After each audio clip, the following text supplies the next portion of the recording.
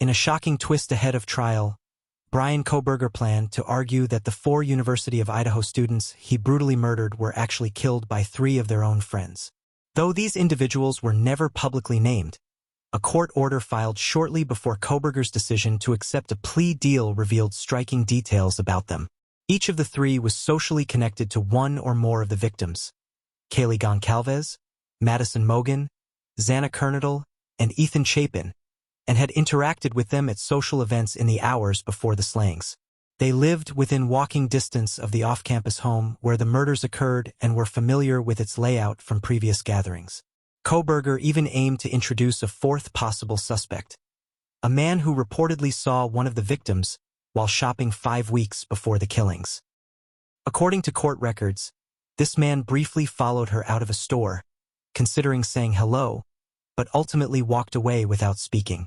However, Judge Stephen Hippler dismissed these alternate perpetrator claims, stating that while these individuals may have had the opportunity, a trait shared by many in the victims' social circles, there was no compelling evidence they had motive or means to commit the crime. He emphasized that none of them drove a vehicle matching that of the suspected killer, and all 4 cooperated with police, providing DNA samples that did not match the evidence recovered at the scene. The judge's ruling, filed on June 26, may have dealt a fatal blow to the defense's strategy. Just 1 day later, Koberger's team contacted prosecutors about a potential plea deal. On June 30th, he signed that agreement. The following day, July 1st, he submitted a written confession, and on July 2nd, he appeared in court to formally plead guilty.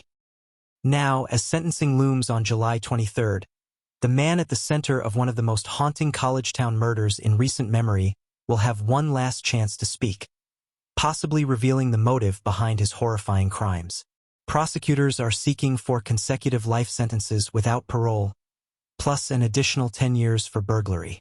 The victims' families will address the court with impact statements, and Koberger, for the first time, may finally break his silence.